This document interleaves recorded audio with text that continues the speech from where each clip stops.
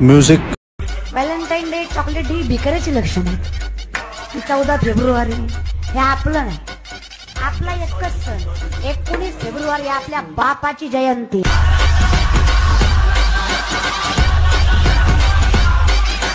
Once more! Once more! Once more!